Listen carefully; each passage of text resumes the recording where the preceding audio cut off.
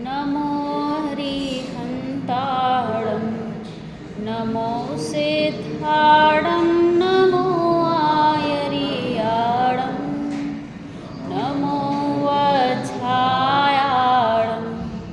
नमो लोये सवसागुणं नमः श्रीवर्धमानाय निर्धूतकलिलात्मने सालोकानां त्रिलोकानां यद्विद्यादर्पणायते। यह रत्नकर्ण शावकाचार्य जी ग्रंथ है, आचार्य समंतभद्र द्वारा विरचित। कल हम चर्चा कर रहे थे श्लोक नंबर 9 पर, पेज नंबर 17। बची हुई आगे की चर्चा ही करेंगे। एक बार श्लोक का पाठ कर लेते। पेज नंबर 17, ऊपर वाला, ये तो आगे स्टार्टिंग का है, ऊपर वाला पेज नंबर। हाँ, ऊपर लिखा होगा इधर, ये वाला ऊपर वाला नंबर, वो प्रस्तावना का पेज नंबर है।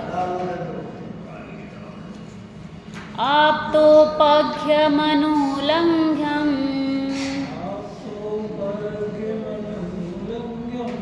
द्रष्टइष्टविरोधकम् तत्वोपदेशकृतसार्वं शास्त्रं का पथघट्टनं शास्त्रम। अभी अपन ने जन्मांडी की स्तुति पढ़ी थी, तो अपन ने क्या बोला था? कहकर स्वरूप यथार्थ जग का जो किया उपकार है, उसके लिए जनवाणी माँ को वंदना शतबार। जनवाणी माँ ने स्वरूप बता के बहुत बड़ा उपकार किया है अपने ऊपर। कहते हैं ना, अपन स्तुति पढ़ते हैं कि इस दुष्म भीषण काल में जनवाणी ही आधार है। अभी हमारे पास तीर्थंकरों का समागम नहीं है, गुरुओं का भी कदाचित समागम है नहीं है, परंतु जनवाणी माँ जो है ना, वो हमारे लिए 24 घंटे उपलब्ध है। जब मन करे तब स्वरूप का स्मरण करने के लिए प्रेरणा हमें देती है जनवाणी माँ। ऐसा अनंत उपकार है जनवाणी का हमारे ऊपर। क्यों पढ़ रहे हैं हम? शास्त्र का सच्चा स्वरूप क्यों पता होना चाहिए? क्योंकि जनागम का मूल है सम्यक दर्शन, और सम्यक दर्शन की परिभाषा में क्या बोलते हैं कि सच्चे देव शास्त्र गुरु का श्रद्धान ही क्या है? सम्यक दर्शन। जब तक हमें यही पता नहीं होगा कौन हमारे देव हैं, कौन हमारे गुरु हैं, और कौन से शास्त्र हमारे लिए मोक्ष मार्ग में साधक हैं, तब तक हम कैसे आगे बढ़ेंगे? इसलिए यह जानना बहुत ज़रूरी है कि कौन से शास्त्र हैं।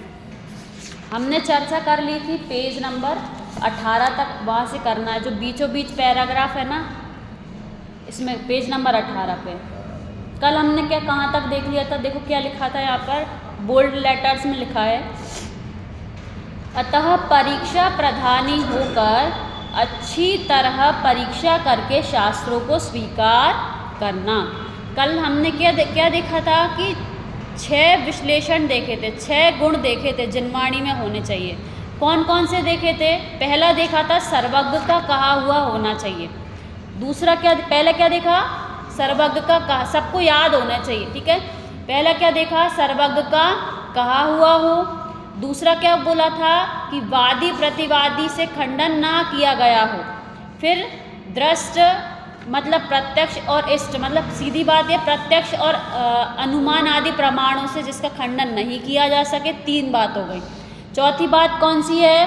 तत्व का स्वरूप बताते हों। जो शास्त्र तत्व का स्वरूप बताए वही सच्चे शास्त्र हैं। फिर क्या लिखा था कि जो सभी जीवों का हितरूप हो, सभी जीवों के लिए कैसे हो? हितरूप हो। और छठा कौन सा था कि मिथ्या मार्ग का खंडन करने वाले हों। सर्वज्ञता जैन दर्शन का नींव है। सर्वज्ञता के बिना सारी चीज़ें जैन दर्शन की शून्य। अगर अपन सर्वज्ञता को नहीं मानेंगे तो सारी चीज़ें शून्य हैं। नमोकार मंत्र तक पढ़ना सार्थक नहीं है अगर सर्वज्ञता को नहीं मानेंगे। कैसे कि नमो अरिहंताड़म बोलते हैं, नमो सिद्धाड़म बोलते हैं। किसने देखे हैं अरिहंत परमेष्ठी? किसने देखे हैं सिद्ध परमेष्ठी? तो किसके आधार पे ये जो नमो अरिहंताड़म नमो सिद्धाड़म बोला जा रहा है वो सर्वज्ञता के आधार पर ही तो बोला जा रहा है। 6 द्रव्य 7 तत्व किसी ने इंद्रियों से देखे हैं क्या? देखे हैं क्या? आप में से किसी ने देखे हैं? 6 द्रव्य 7 तत्व। हम किसकी बात कर रहे हैं? सर्वज्ञता की बात कर रहे हैं। सर्वज्ञता के बिना एक शब्द भी स्वीकृत करना यहाँ पर शून्य जैसा है। सर्वज्ञता को नहीं मानेंगे तो ये सारी बातें कैसी लगेंगी? हवा में लगेंगी हमें। क्यों लगेंगी? क्योंकि सर्वज्ञ जो है, कल हमने बात देखी थी कि सर्वज्ञ कौन होते हैं। कौन होते हैं सर्वज्ञ? जो तीनों लोगों के समस्त पदार्थों को एक साथ प्रत्यक्ष जाने वे सर्वज्ञ होते हैं। तो उन्हीं की बात सच्ची है, उन्हीं की बात जो आगम में लिखी है। आगम मतलब कई बार हमने देखा है, पंडित जी भी बताते हैं, आ माने आपके द्वारा कही हुई, ग माने गणधरों द्वारा उसको झेली गई जो वाणी, और म माने मुनिराजों द्वारा जो रची गई।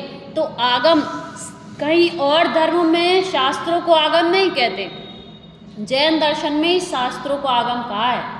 तो इसका अर्थ तो हमें पता ही है कि आपके द्वारा कही गई, गणधरों द्वारा झेली गई और मुनिराजों द्वारा लिखी गई। तो मूल आधार कौन है शास्त्रों के? आप तो तीर्थंकर हैं, सर्वज्ञ हैं। इसलिए सर्वज्ञता जैन दर्शन का मूल है। देखो आगे पढ़ते हैं क्या लिखा है। पहले देखो ये जो अलग अलग पैराग्राफ है ना, इसमें वही 6 जो अपन ने देखे ना लक्षण, उन्हीं को अलग अलग एक्सप्लेन किया है। देखो यहाँ पर देखते हैं, पहले सर्वज्ञता की बात आएगी यहाँ पे। प्रथम तो सर्वज्ञ वीतरागी का कहा होना चाहिए। सर्वज्ञ के सिवाय दूसरा कोई अपने इंद्रिय जनित ज्ञान से जीव, अजीव, अतीन्द्रिय, अमूर्तिक पदार्थों का कथन नहीं कर सकेगा। क्या बात चल रही है कि जो सर्वज्ञ यदि नहीं बताते ये सारी चीज़ें, तो क्या कोई इंद्रिय ज्ञान से ये सब चीज़ें जान सकते क्या? परमाणु हैं, 6 द्रव्य हैं, 7 तत्व हैं, कोई अमूर्तिक चीज़ें हैं जो, या फिर अपन देखें कि विदेह आदि की चर्चा भी आती है अपने ग्रंथों में, जम्बूद्वीप आदि की, मेरू आदि की चर्चा आती है। तो कोई यहाँ बैठ के जो बैठा है जिसको इंद्रिय ज्ञान है, क्या वो बता सकता है वो सारी चीज़ें? किसके द्वारा संभव हुई वो? कि सर्वज्ञता के द्वारा। जिनवाणी में लिखा है कि नॉर्थ ईस्ट में जाते जाओ जाते जाओ जाते जाओ तो आपको विदेह मिल जाएगा। नॉर्थ ईस्ट समझते हैं? ये ईस्ट है, ये वेस्ट है, ये नॉर्थ है और ये साउथ है। तो ईस्ट और नॉर्थ के बीच में इधर इस तरफ है क्या साउथ? नहीं, साउथ ये नॉर्थ ईस्ट में है विदेह। नॉर्थ ईस्ट माने नॉर्थ और ईस्ट के बीच की जो दिशा होती है ना, विदिशा जिसे कहते हैं। क्या ये नॉर्थ है, ये नॉर्थ, और ये ईस्ट, नॉर्थ ये है, ये साउथ है, दक्षिण हैं? पूर्व पश्चिम उत्तर, उत्तर नॉर्थ है, ये है क्या? अच्छा, ये तो फिर ये होगा नॉर्थ ईस्ट। ये पूर्व और उत्तर के बीच में जो जाते जाओगे तो क्या मिलेगा? विदेह। विदेह क्षेत्र किस तरफ है? इस तरफ। ये किसने बताया? जिनवाणी ने। और जिनवाणी किसकी कही हुई है? सर्वज्ञ। सर्वज्ञता से ही ये सारी चीज़ें संभव है। देखो फिर क्या लिखा है आगे। अमूर्तिक और अतीन्द्रिय आदि पदार्थ को कोई इंद्रिय ज्ञान वाला बता सकता है क्या? नहीं बता सकता। फिर आगे क्या लिखा है? पाप और पुण्य आदि अदृष्ट पदार्थों का व परमाणु वगैरह सूक्ष्म पदार्थों का कथन कहाँ से करेंगे? कौन करेगा? हमने देखा पाप परमाणु, पुण्य के परमाणु कितने अपने को ग्रहण हो रहे हैं, ये अपन को दिखते हैं क्या? लेकिन अपन को उनका फल तो दिखता है, लेकिन जो परमाणु ग्रहण अपन कर रहे हैं वो नहीं दिखते। तो ये किसने बताए? सर्वज्ञ ही ये सब बता सकते हैं। फिर लिखा है स्वर्ग नरक की पर्यायों को और स्वर्ग नरक में उत्पन्न हुए सुख दुख के कारण अनेक संबंधों को कैसे जानेगा?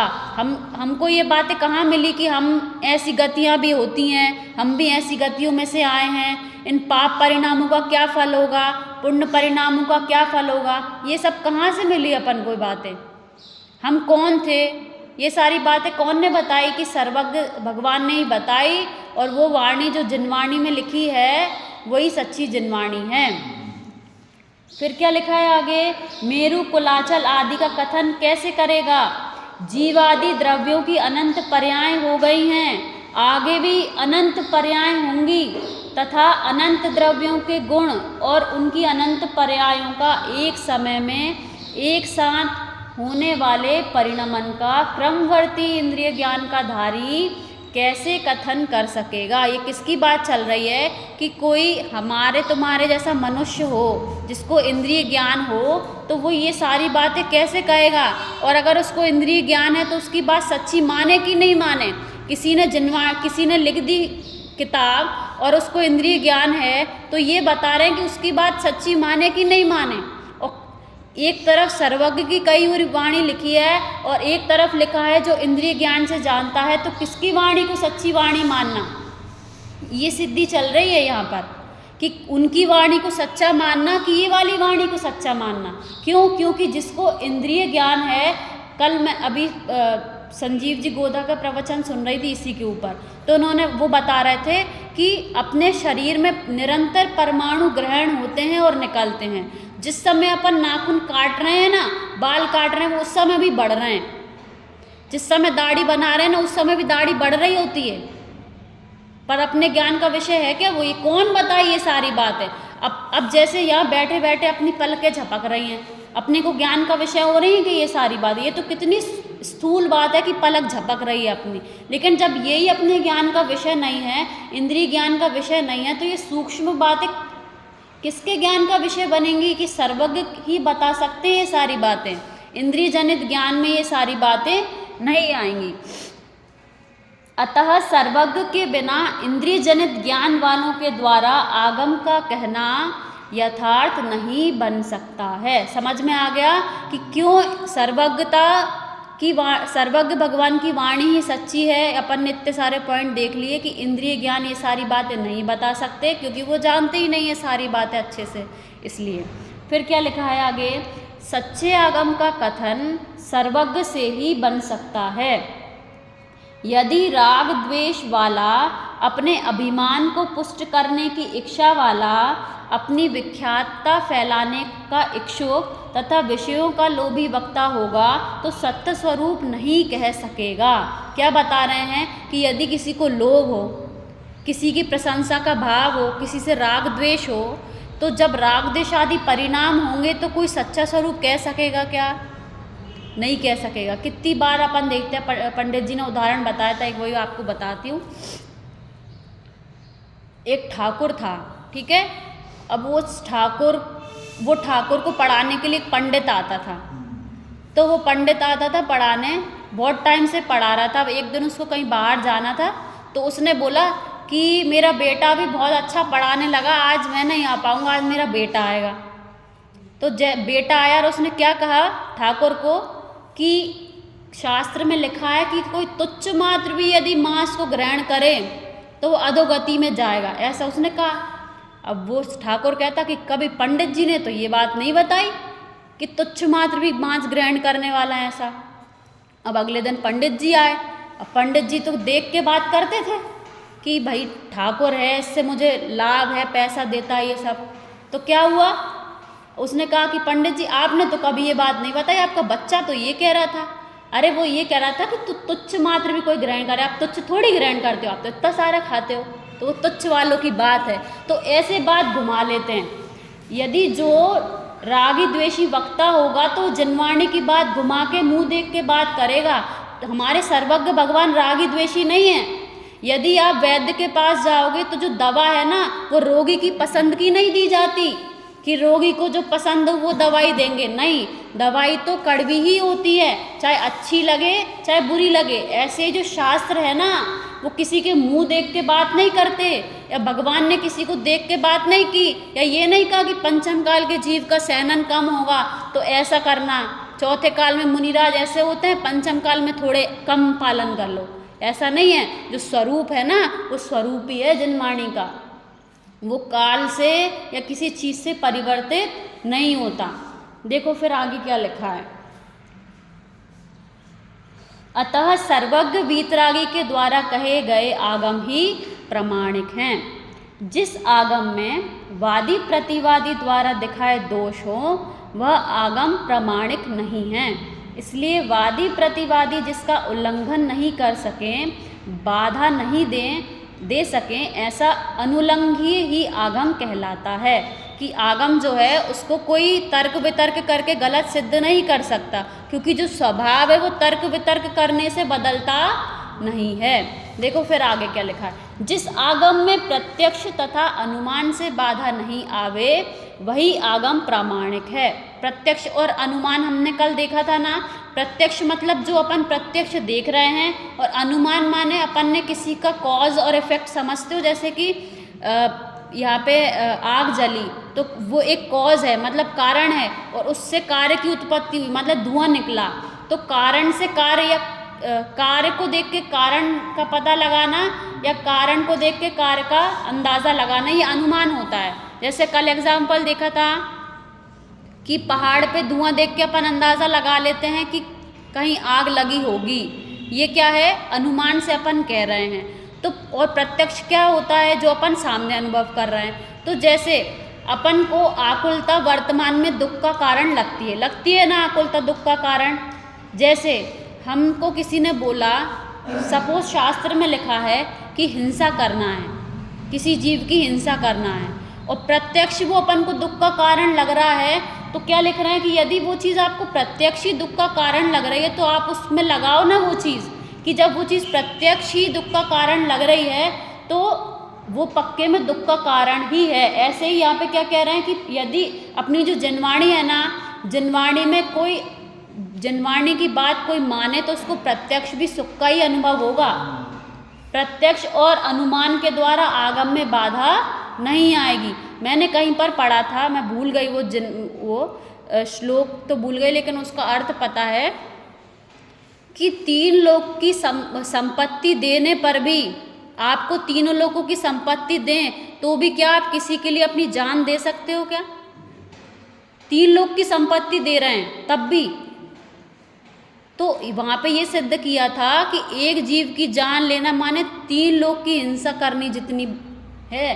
क्योंकि आप उस किसी जीव की हिंसा कर रहे हो तो वो जो हिंसा, उसके प्राण चले गए, आप कुछ भी कर लेना उसके प्राण वापस नहीं आएंगे।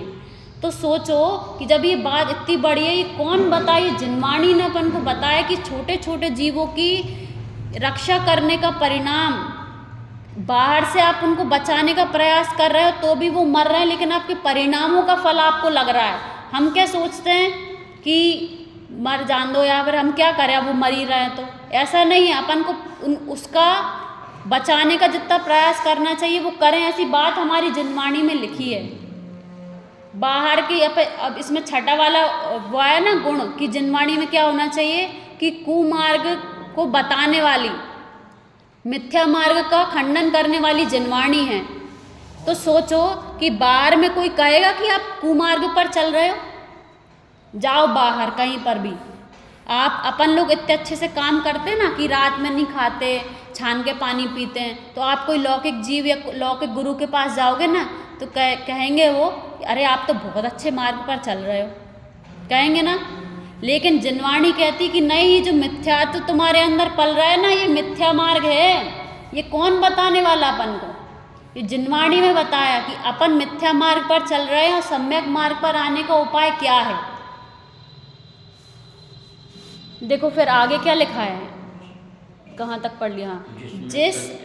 जिस आगम में स्व और पर का निर्णय नहीं हो सके, जिस आगम में हेय उपादेय, कृत्य अकृत्य, देव कुदेव, धर्म अधर्म, हित अहित, ग्राह्य अग्राह्य, भक्ष अभक्ष का निर्णय कराने वाला सच्चा वस्तु स्वरूप नहीं कहा हो, वह मिथ्या आगम है। अब जिस आगम में यही नहीं बताया कि हेय क्या है और उपादेय क्या है, तुम कौन हो, पर कौन है। अरे पर को ही अपना बनाने की बात कहें, वो आगम हमारे हित रूप हैं कि अहित रूप हैं। अरे संसार में अपन भटक ही क्यों रहे हैं? क्योंकि अभी तक अपन पर घर में ही अपना मान रहे थे। भूल के अपना घर जाने कितनों के घर हमको जाना पड़ा। भजन सबने सुना ही होगा, भूल के अपना घर जाने कितनों के घर तुझको जाना पड़ा। अभी तक अपना घर नहीं बताया किसी ने, और अपन को जिनवाणी मिल गई कि बता रही है तुम्हारा घर नहीं है जिसको तुम अपना घर मान रहे हो। बड़े पंडित जी का वाक्य है, घर छोड़ना मुनि दशा नहीं है, घर में आना मुनि दशा है।